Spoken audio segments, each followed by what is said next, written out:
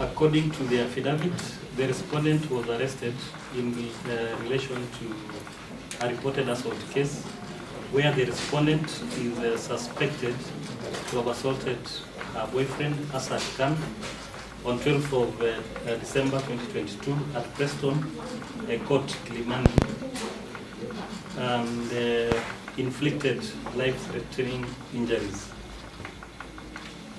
The investigating officer indicated that he visited the scene, which was documented, and obtained blood samples and other evidence was collected for forensic analysis. The investigating officer deponed in his affidavit that the custodial orders will enable them to record statements from the complainant and other key witnesses. Number 2, to trace and arrest the respondent's accomplices.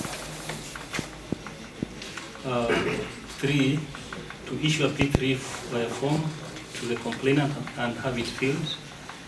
To monitor the condition of the complainant who is in hospital, subjecting the recovered mobile phones and SIM cards from the respondent to cyber analysis. The application was opposed by respondents' counsel, who briefly cross-examined the investigating officer.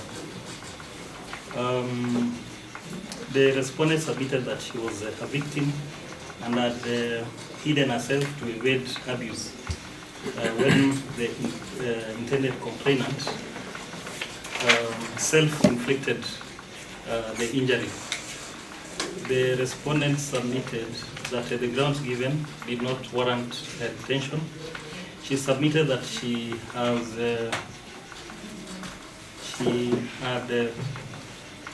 had already submitted her form for forensic analysis, that the forensic evidence has already been collected from the scene, and further submitted that the key witnesses have already recorded their statements. In their concluding submissions, the respondent sought to guard the media from covering the proceedings in this matter, and cited Section 8 of the Victim Protection Act on the right of privacy, and the respondent, as the respondent could finally turn out to be a victim.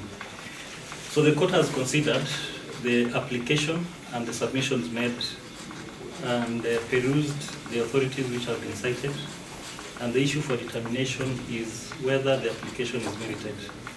The issue herein is whether whether there is compelling evidence which has been given to allow the application, and order the detention of the respondent for 14 days as sought.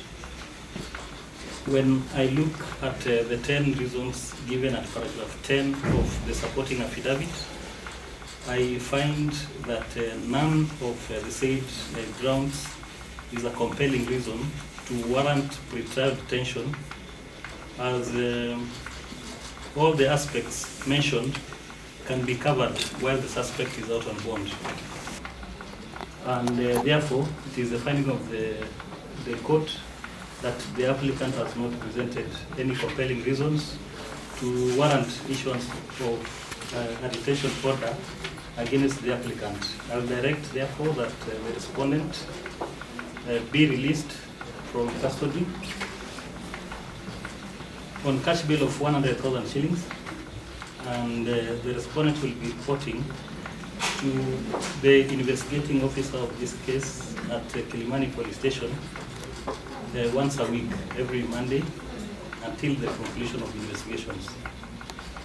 Regarding the application to bar the reporting of the proceedings on account of the respondent ending up being a victim, the Victim Protection Act defines a victim as a natural person who suffers injury, loss, or damage as a consequence of an offense.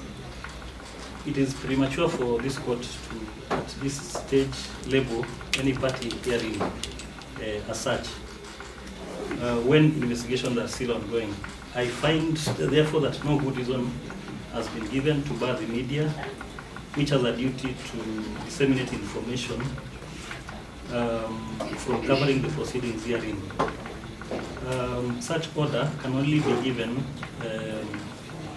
when there is evidence presented of misrepresenting, which is not the case herein. I'm sure the media know their limits to report fairly, and therefore the court will not direct or give any directions regarding how the matter should be reported.